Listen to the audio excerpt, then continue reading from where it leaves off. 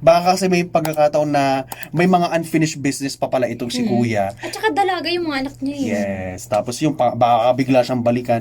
Parehong may punto, pero ano nga ba ang pinakamananaig?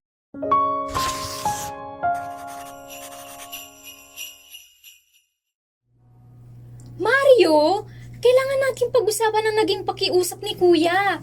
Wala siyang matutuluyan. Kailangan niya ng panimula.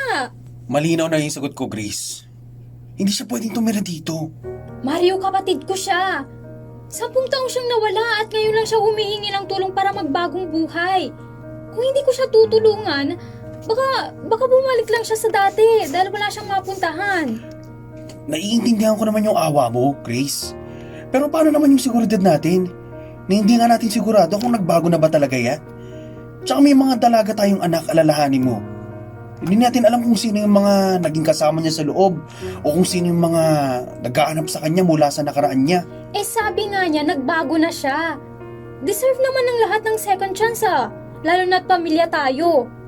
Hindi ko kayang tiisin ang sarili kong dugo na pakalat-kalat sa kalsada. Hindi ko naman siya pinagdadamutan ng pagkakataon, Grace.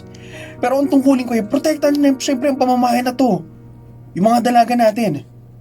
Ang second chance ay hindi kailangan mangyari sa loob ng bahay natin, kung saan nakataya yung peace of mind nating lahat. Pero saan siya pupunta? Wala na kaming ibang kamag-anak na malalapitan. Pakiramdam ko, tinatalikuran ko siya sa oras na kailangan niya ako. Isipin mo naman yung mga bata, Grace. Kapag may kumatok ba sa pinto natin na hindi natin kilala dahil sa kanya, mapoprotektahan pa ba natin sila? Yung kaligtasan ng mga anak natin ang priority ko dito. Kahit masakit para sa'yo, naiintindihan ko. Eh ano ang gusto mong gawin ko? Hayaan ko na lang siyang mawala ulit? Tulungan naman natin siya sa ibang paraan. Humanap tayo ng ibang matutuluyan niya. Bigyan natin ng konting puhunan. O ituro natin yung mga livelihood programs. Pwede yun. Basta wag lang dito sa bahay.